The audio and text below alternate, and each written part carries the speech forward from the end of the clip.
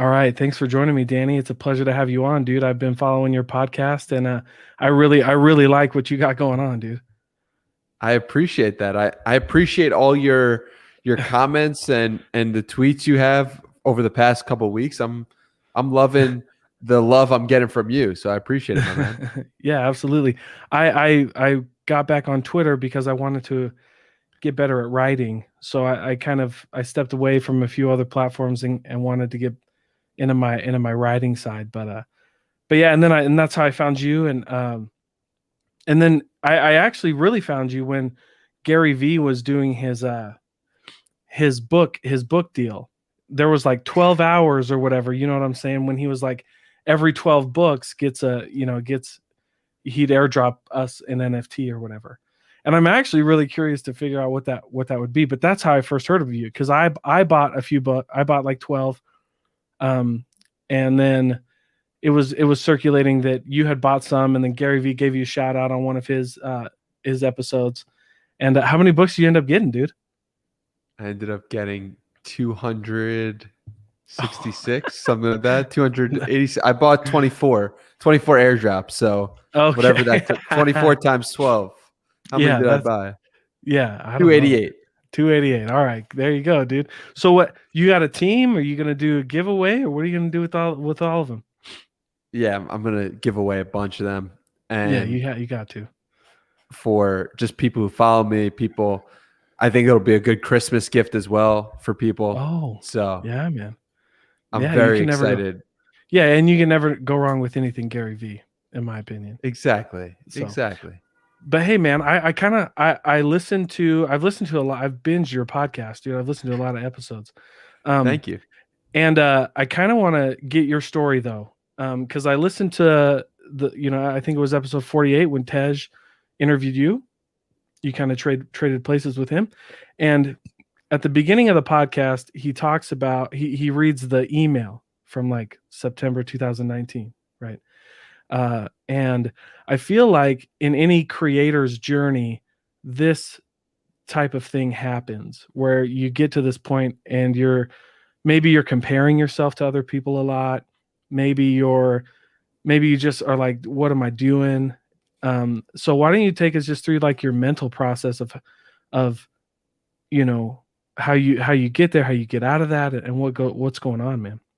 Yeah. So September 2019, it was an odd time for me, because if you're just starting the month, I was working this job that I didn't really like doing, and I'm sitting there like, oh my God, I realized at this moment that I didn't like doing it. And this has been building up for like 3 months that I'm doing this job and I don't like doing it. And I just say to myself, you know what? Like, I can't do this anymore. Like, I just got to put an end to it, because I'm wasting away here. I'm rotting inside, and I'm not fulfilling what my heart is calling for me. And I don't know what my heart is calling for me, but I got to take a shot at figuring it out. And I know that I just can't do this anymore. So I quit. I sent Tej that email, and then he replied a week later, but I quit the next day after sending that email, because it was like just getting it off my chest, you know? Yeah, yeah. And then how I got out of it was doing 75 Hard, which I'm sure we can get into, which is a program that changed my life, because for 75 days straight, I was reading 10 pages, doing 2 workouts, following a diet, taking a progress picture, and drinking a gallon of water. And while doing this program, I'm just transforming and changing and becoming disciplined and becoming able to become everything that I wanted to be.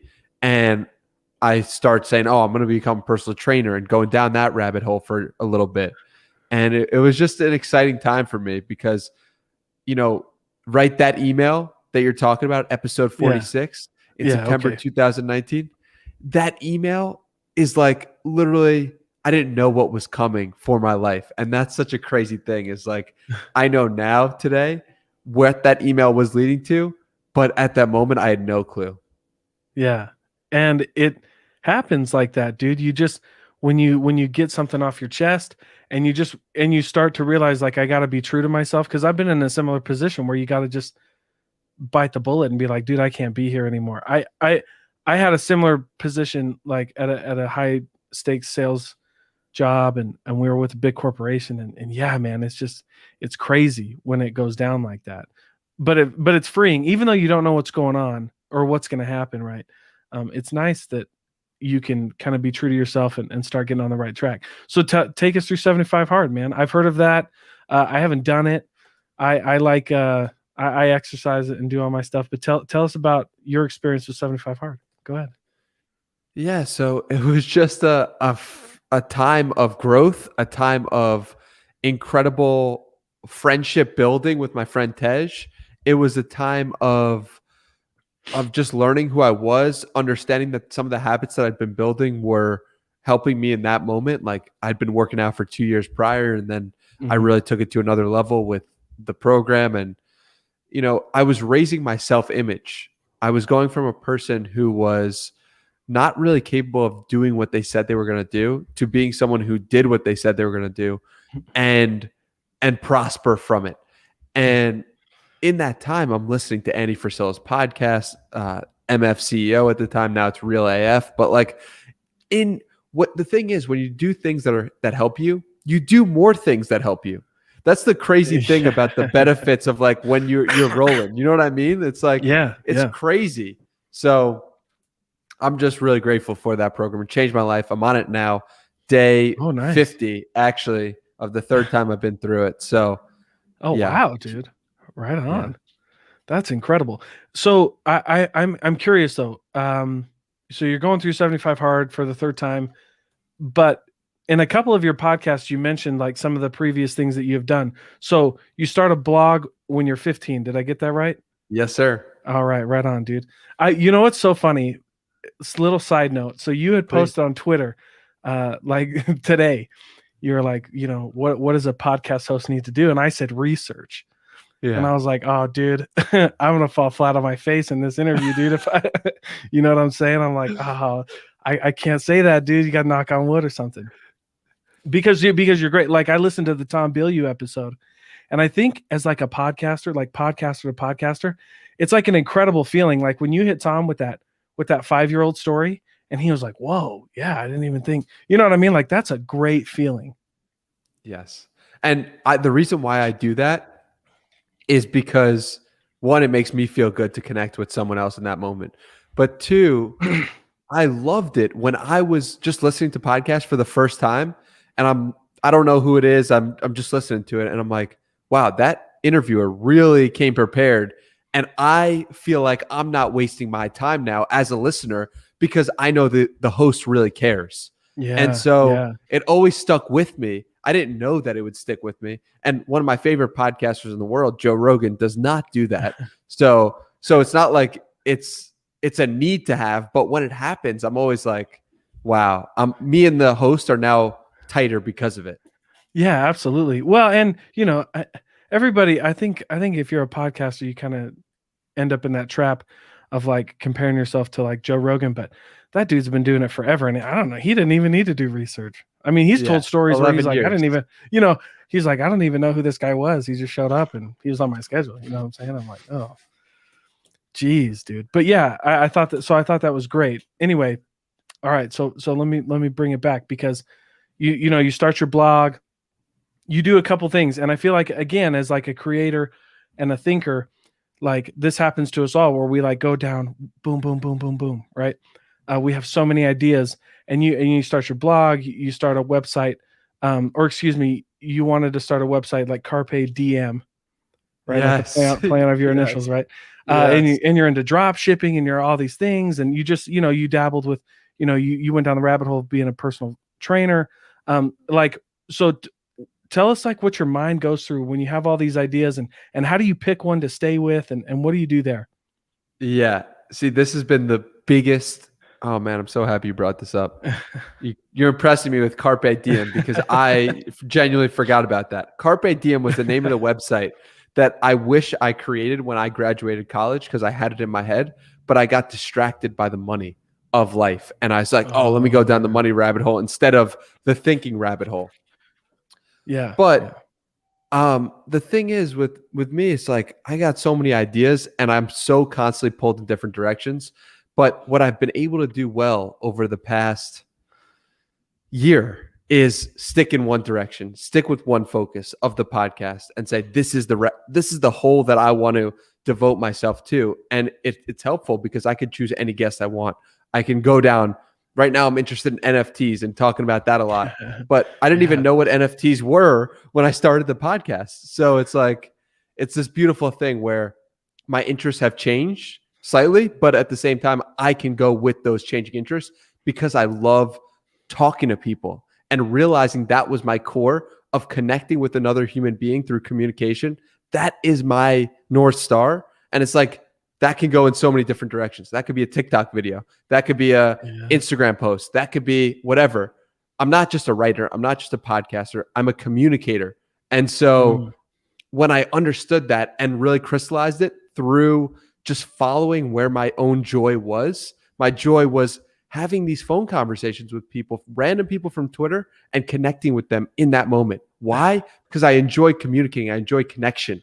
And so understanding that was so critical for my own development as a podcaster, but more importantly, as someone who was able to do what they said they were going to do. Yeah. So it sounds like you kind of focused on your North Star. You kind of figured out like the ultimate vision that you wanted to have.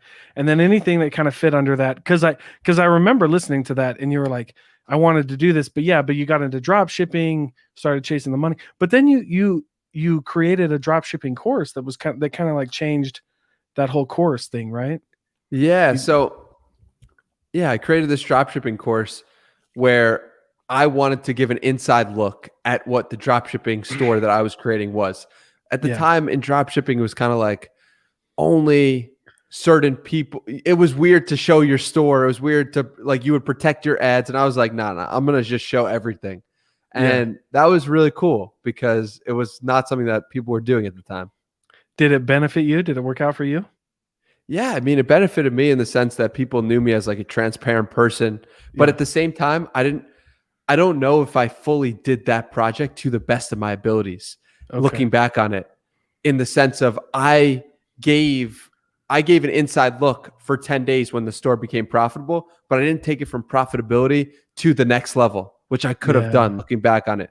I was kind of like, wow, I made good money on this. Like, and I said I was going to take it to profitability, but I kind of looking back, I dropped the ball in the sense that I wish I took it further and I could have, but you live and you learn. Yeah. And that's okay. You know what I mean? One of the things I love about the creative journey is just that, right? It's like you take some L's and then you get big wins and then you just keep going, right? Like you can't be tied down by the wins or the losses. You just got to be that vision. You know what I'm saying? Like definitely. It's like about what you're saying. It's about keep going. Like keep going is the biggest thing that I've understood over the past year and internalized. Just keep going. Yeah, absolutely. So when you're interviewing some of these guests that you have on, Tom Bilyeu, Gary Vaynerchuck, you're interviewing like Jim O'Shaughnessy.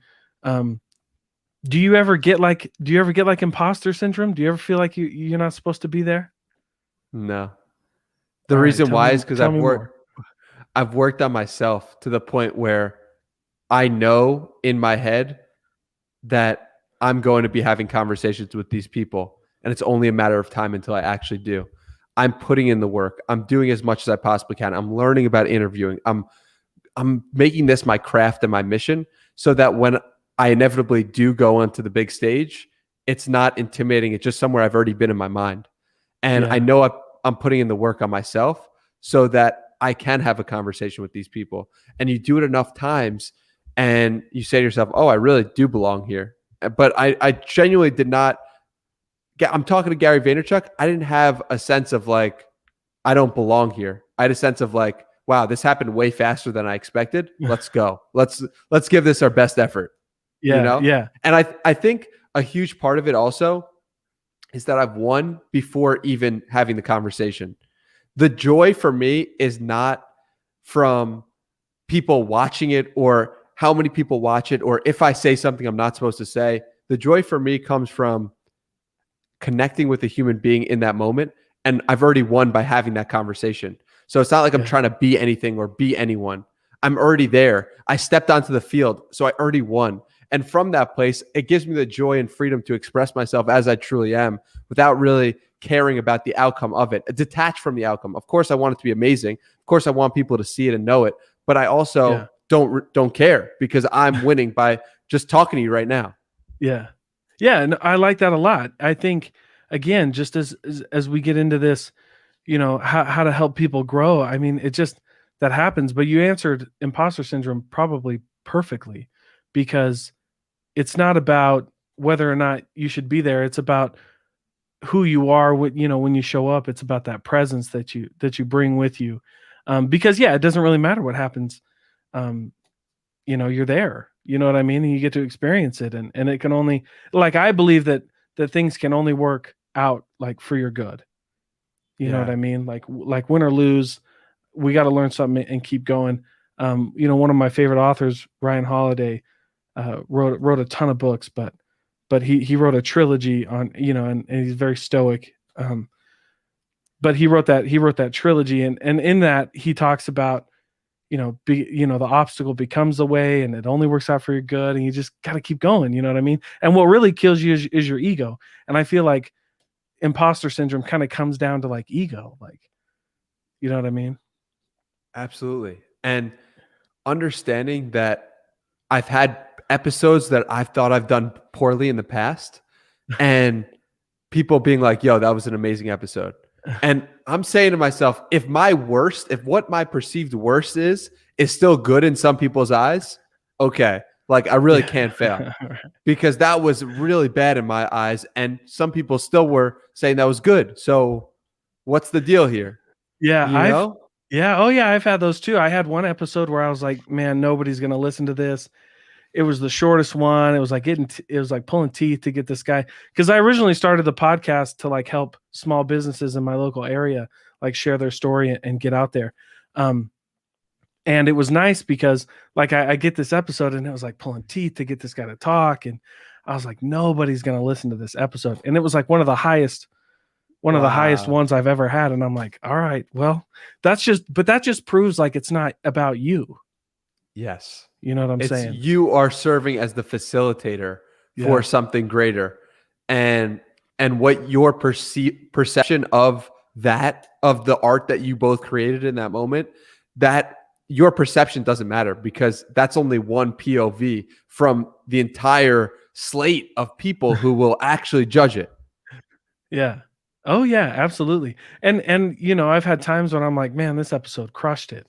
And it was like, again, it's just not about you, right? Yeah. It's not about you. It's about what you create and the people that you deliver it to.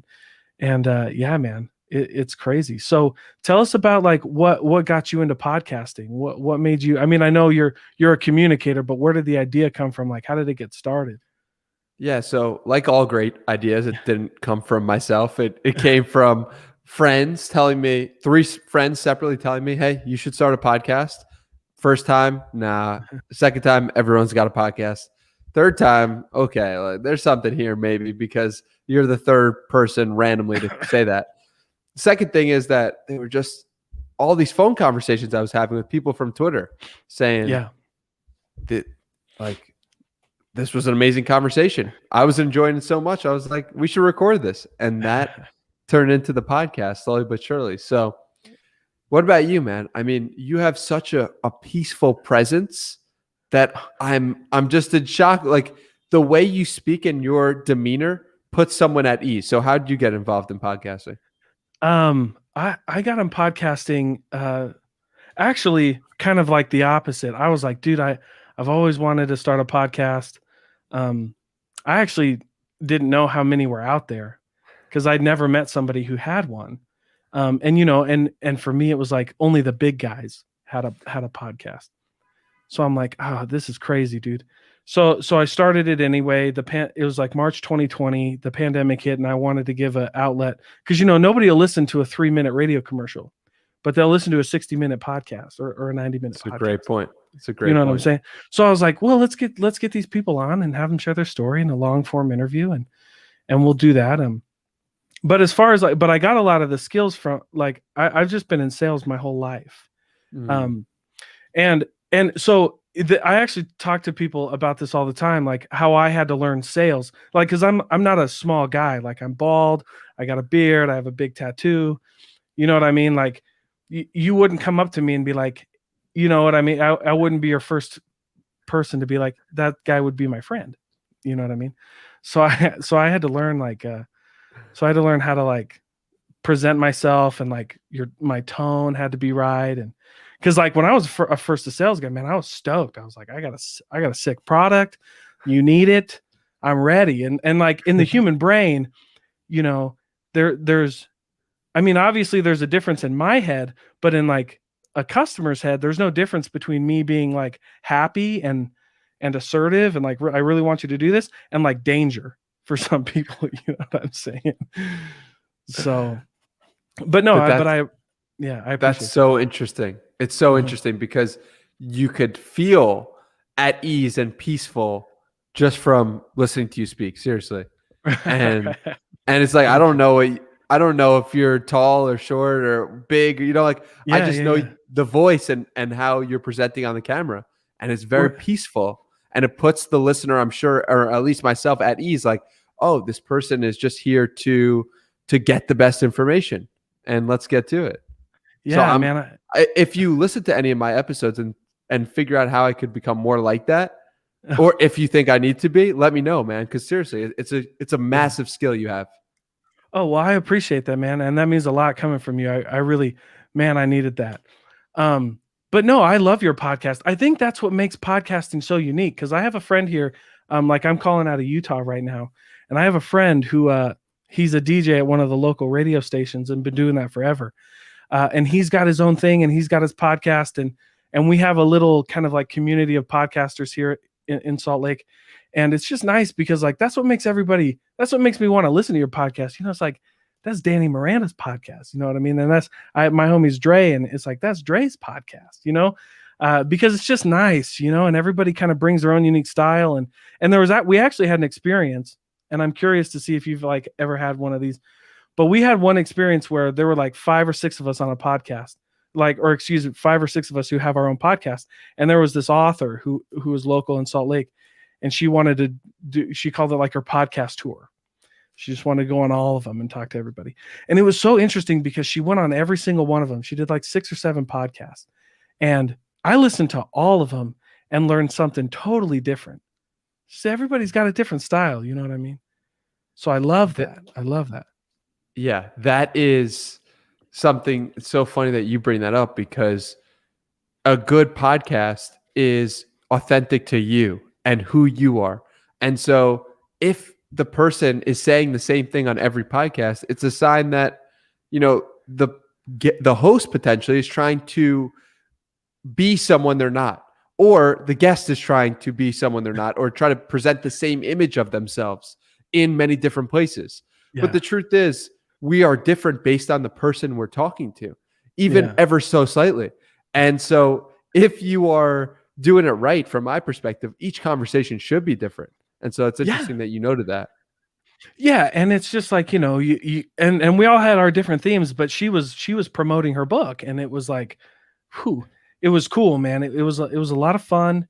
And I'm curious, like, I mean, obviously you do a lot of research when you have a guest. What makes you choose the guests that you bring on? And what are some of the things that you do to prepare? Yeah. So how I choose guests are mainly based on my interests, mainly based on, but I really look for long-term people, meaning it's going to be very unlikely for me to bring on a guest who isn't showing their name or their face. I think I've done it once. It's very rare for me to bring on a guest who is selling something really quickly to try to make a quick buck. And it's obvious to me, or I believe it's obvious, that they're trying to make some quick money. Yeah. I'm really looking, and I only know that type of person because at one point I was that type of person. But you know what I mean? It's like, I'm really looking for people who are going to be, who in 10 years, it's going to be funny looking back, like, oh, wow, that person was on that podcast 10 years ago. Like, that's crazy. For example, my friend Dickie Bush is a great example. I've had him on twice. Okay. Dickie, I like Dickie. I just signed up for 30 for 30, by the way. very nice. Yeah, it's a great program. So Dickie is someone who wants to own the first NBA team in Tampa Bay. And he's got these aspirations and goals that are massive. And I fully support him in that. And he is someone who I believe is going to be a long-term player in the online game and in the life game for a long time. Yeah. And so he's only 25 or 26, something like that. And when looking at that conversation, when we're 35 or 45, it's going to be so fascinating for us to have a time capsule of where our minds were at that time. Those are the people that I want to bring on, the people who are growing as well, who will grow and continue to grow into something special or magical. So I look for people with my interests who are long-term players. Yeah, I like that. And I don't know if it was you who tweeted this, but I feel the same way. Like I like to bring on guests who now, like I made a lot of mistakes at the beginning of my podcast. There are a lot of good things, but there are a lot of bad things. But I love it all because now I'm like, dude, I want to bring people on where we both can just like bring the best out of us, because my podcast is almost like my journal as well. Yeah. You know, and I have 2 babies, and it would be really cool to like, I don't know what technology looks like in 50 years or whatever, you know what I mean? But some way to preserve these things, to be like, oh, this is the voice, you know what I mean? And it brings the best out of both of us. And you can learn from these in 50 years, whether you had like one of Ryan Holiday's books is Perennial Seller, and he talks about how to build a perennial, like, you know, what's the difference between something that lasts 50 years and something that lasts 1. So it's almost exactly what you're saying, right? So yeah, I mean, you can look back at these conversations and it'd be crazy, right? But it's also like, wow, I forgot about that. Hey, maybe we should look at that again. You know what I mean? Yeah. Maybe we should, maybe we can spin that different. Yeah. It's just so fascinating knowing that this is the first time in history that 2 people could have a conversation from anywhere in the world and be able to record as a diary entry or as a journal or as a piece of art. This is the first time, like in the past 10 years, never before possible for the random average person to do this. Yeah. So we are at the forefront of something magical. Yeah, dude. Hold on. I think I lost you, homie. You cut off there. I think we're back. Okay, cool. Okay, we're good. I'll make sure we edit that out when we release it. But hey, I'm curious. All right, I'm curious. So you're big into NFTs right now. I went way down the rabbit hole on NFTs as well. I made a whole YouTube video when I tried to promote my YouTube, because I was just so like in my mind, it's not necessarily about like NFTs or Ethereum, but like this idea of smart contracts is unbelievable. But I also think that NFTs play a game and play a part with podcasting, right? Like, I don't know what that looks like right now, you know, but the fact that you can do things like that. What are some of your what are you excited about with NFTs? So much. Where do we begin? Yeah. Go ahead, man. First thing I'm excited about is VCon. This is Gary Vaynerchuck's conference that is eligible for the 5,000 people who hold his project, VFriends. They're allowed to go. It's at US Bank Stadium. The dates just got announced in May of 2022.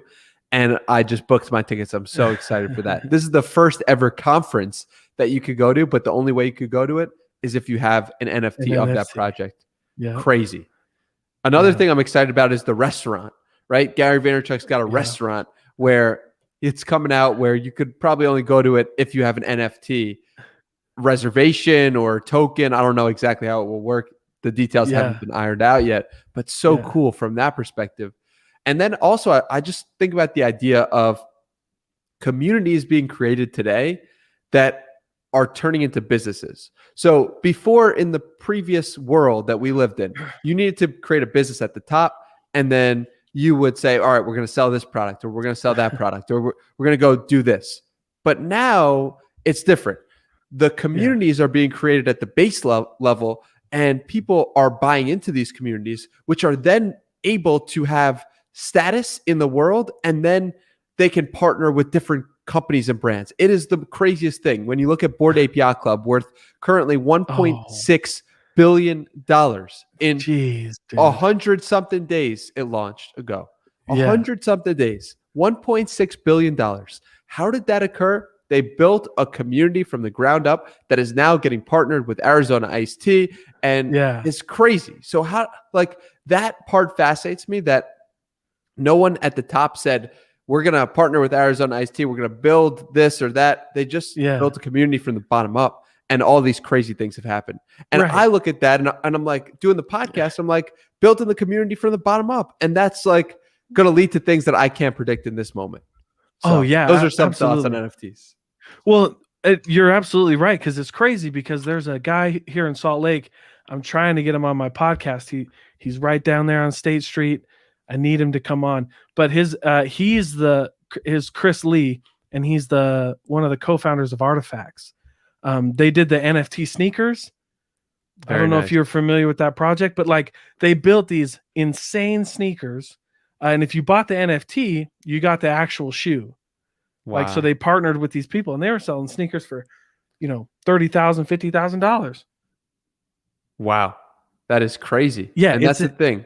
It's unbelievable. When it starts getting, I think people see it just as a digital asset today, but when it gets combined into the digital to the real world, it's going to be a crazy thing, and I think every company, the same way every company today is a social media company, the same way every company today is on a website, every company, if they want to be a real player in 2025 or 2030, will have some sort of NFT component to their play, to their idea, to their ecosystem, because there's just a massive opportunity there. Yeah, well, it's big right now for musicians. I mean, was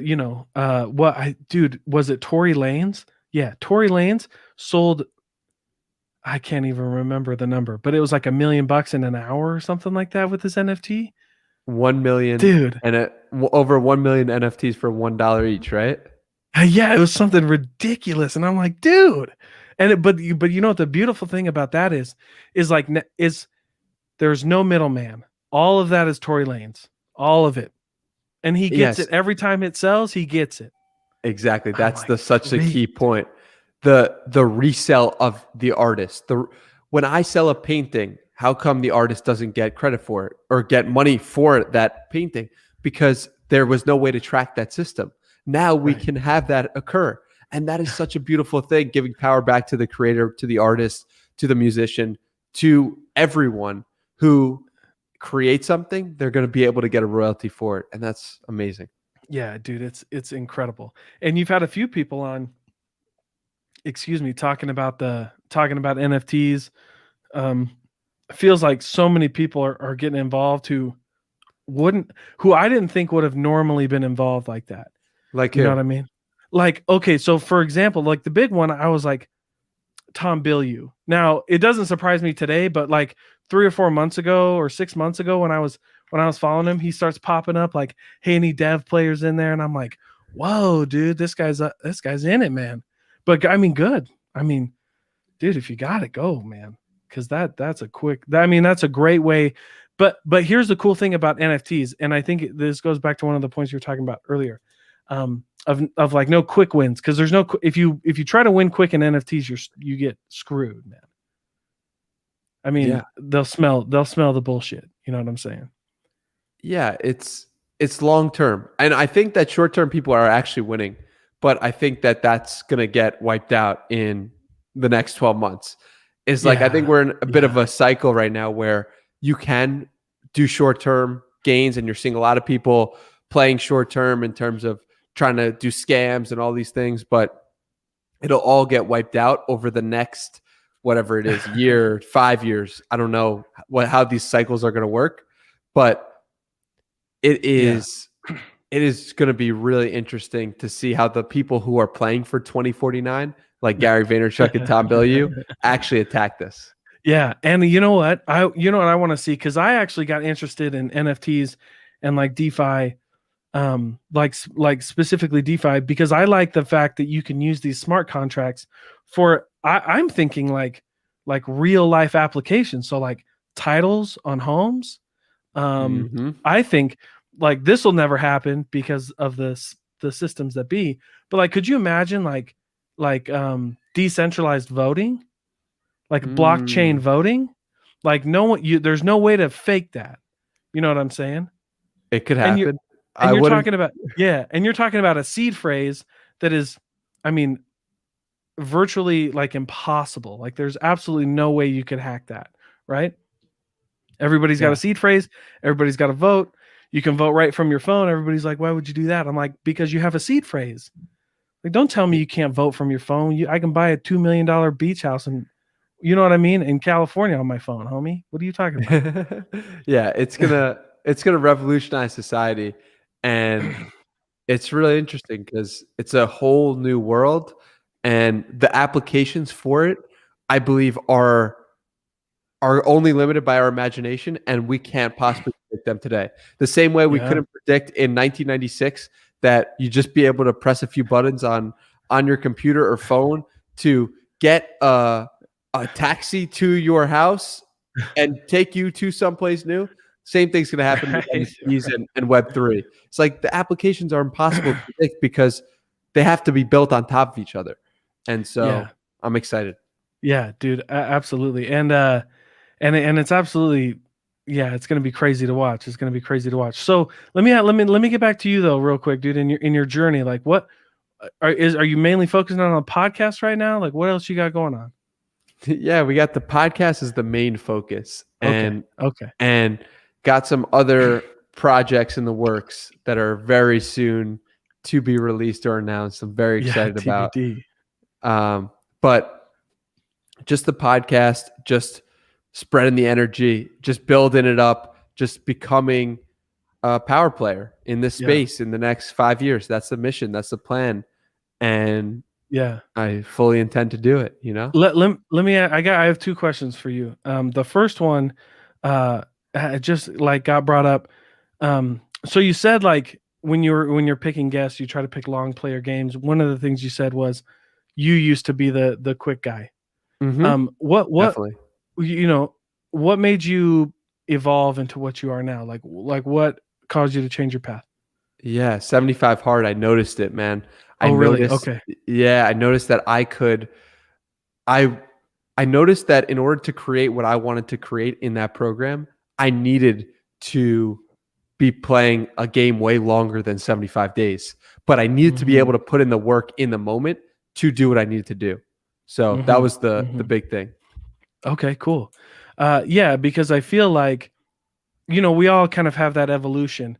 And for me, it's like, dude, I just want to be happy. Like, like right now, is what I'm doing like motivated by just me, just the love of this. You know what I mean? Because sometimes I start comparing myself to others, and I'm like, I'm not there yet. But then I'm like, well, if I love this, it doesn't really matter. I'm just going to keep doing my thing. You know what I'm saying? Would I do this if no one was watching or nobody knew that I was doing this? Would I do it? Yeah, would I do it? Yeah, the answer is yeah, dude. Because if all that happens is I get to meet cool people like Danny Miranda, then I'm good, bro. I don't care. You know what I mean? Yeah, but not just applying that to podcasts, right? Like applying that to every decision you make in your life, and thinking about like, would I do this if nobody was watching or nobody had an opinion about it? And when you really start to get in that zone, you can't lose because you're doing things for your sake, and you're not hearing the noise of the crowd that is saying, do that, do this. No, society tells you should. No, I'm in my zone, baby. I can't be stopped. I'm doing this for me. So yeah, dude. Yeah. So you're playing the long game with podcasting. I'm curious on your thoughts. What do you think like the future of podcasting is? What do you think this turns into, man? You have some ideas? Twitter Spaces is up there with a great idea that I couldn't have predicted a year ago. So I'm not super familiar with Twitter Spaces. Is that like Clubhouse? It's Clubhouse basically inside the Twitter app. Okay. And so it's basically like a radio show. It is different though in the sense that you can't play on 1.5 speed or, and the conversations are a lot less polished, but it just reminds me of radio. And I don't think it'll replace podcasts by any means, but I think that it'll be a good supplement. so that people can see, oh, I like this radio guy. Like, this Twitter Space guy, let me go check out his more long form content. So yeah, dude, I think it's going to be great. I think Twitter Spaces is only open to a few people right now, or is it right? Is it invite only, or can anybody go? I think anybody can go. I think you need over 600 followers to host one, but I think you could be in anyone. Hey, there you go, dude. All right then, man. That's sick. So what's the future like for you? You got your podcast, you got a few other things. Ultimately, what are you trying to do? What's your ultimate goal? Trying to sell out Madison Square Garden and become one of the biggest podcasts in the world. And how are you gonna? How do you sell out Madison Square Garden as a podcaster? I'm gonna get 19,763 people to buy a ticket to the show of me interviewing someone or a long list of guests, and they're gonna purchase those tickets, sit in those seats, and then we're gonna sell it out the same way a musician would, or the same way a basketball team would. It's so the same thing. Like David Letterman. Yeah. Have you seen some of David Letterman's? No. What does he do? Tell me. Dude. Okay. So do you have? I don't know if you have Netflix, but if you have Netflix or you borrow your buddy's password, David Letterman had a show on Netflix where he did that. He would interview people. He interviewed people like Barack Obama, Dave Chappelle. Actually, Dave Chappelle was one of my favorites, but he interviewed a lot of people. And it was just like that. So that he was on a stage with Dave Chappelle, Barack Obama, whoever, and then he sold out tickets. And literally, it was him on the spot, live, interviewing somebody else. Amazing. I was like, holy crap, dude. And I'm watching it on Netflix, and I think it's cool. But it's kind of surreal because I'm watching it on Netflix, and I'm like, holy shit, bro. There's like 1,000, 2,000 people on the lawn in Ohio buying the, you know what I mean? Watching two guys talk. Yeah. I mean, it's David Letterman and Dave Chappelle. Don't get me wrong, but you know what I'm saying? No, absolutely. Like, it's mind blowing. And and when you think about music, it's the same thing. It's just a guy speaking into a microphone in a particular way, or a girl. And the same thing with sports is like, they're just moving their body in a particular way, but there's 20,000 people watching them move their body in that way. So, okay, that's cool, man. So that's my vision, and that's where I want to go. And I've said it before, and I'll say it again. It's just like, I'm going to talk until that becomes a reality, and continue to put in the work until it becomes a reality as well. Yeah, dude, because that would be it's very doable. Now that when you said that at first, I was like, oh, dude, yeah, I don't know how you do that. But then I was like, oh, you got David Letterman who does it every day.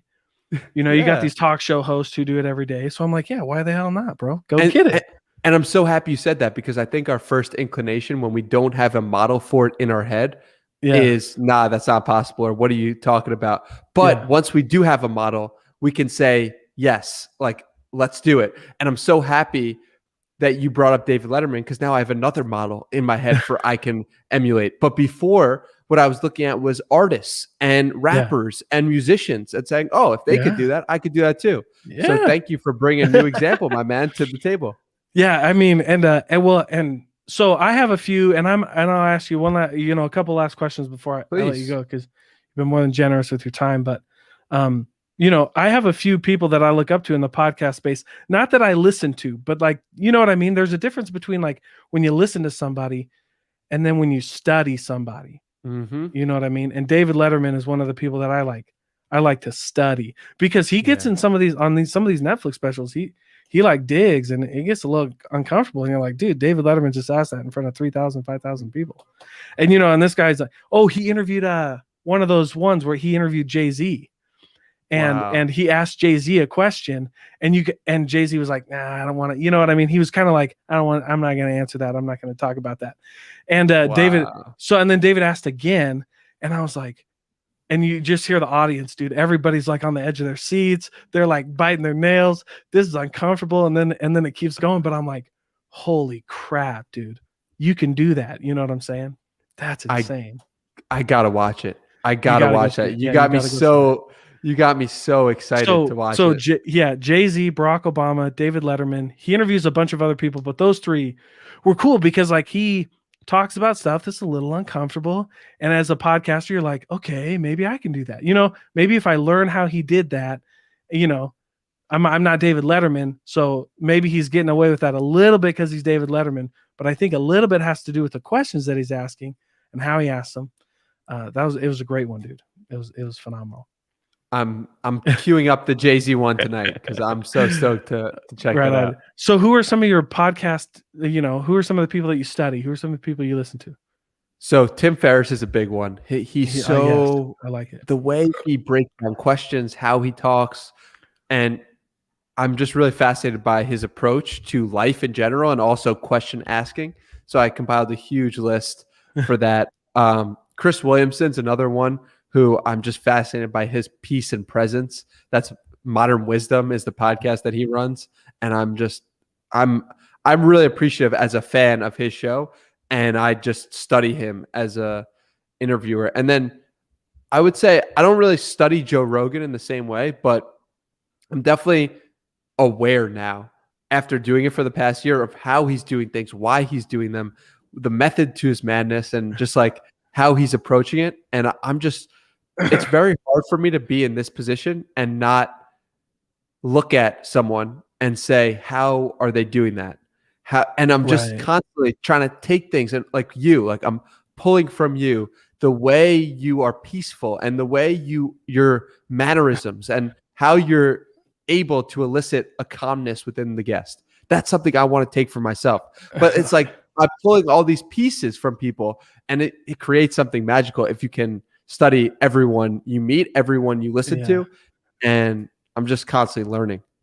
Oh, dude, I know. I appreciate that. And one of the things I like about your podcast was the research, dude, because that is such a cool feeling. Like I've had one or two of those where you're like, I just interviewed a guy and I had done I had went a lot more research because I knew I knew he was big and I knew that I only had a certain amount of time. But yeah, when you ask, I listened to a few of them and when you get that, oh, wow. Yeah. I didn't even know that. Yeah, dude, it's like, all right, I need to do more research because I don't know. That just feels cool. It's just like, oh, now we're rolling. Like now this is going to be a real interview. Just like you said, like at the beginning of Tom Bilyeu's, I was like, this is it, dude. Now he's engaged. Like Tom's engaged now. You know what I mean? He's here now. It's building that connection with the audience and the guest as the host when you bring the research. So such a cool feeling to be able to provide that for both the guest and the audience. Oh yeah, absolutely, man. Well, dude, I really appreciate your time. I really appreciate you coming on. Where can everybody find you? Go ahead, give yourself a plug. Yeah, it's at Hey Danny Miranda on Twitter, on Instagram, on YouTube, just Danny Miranda. And I really appreciate you having me on. Thank you for this great conversation / interview. I'm not sure which one you'd like to call it, but it was great either way. Either way, dude, it was good. Thank you so much, man.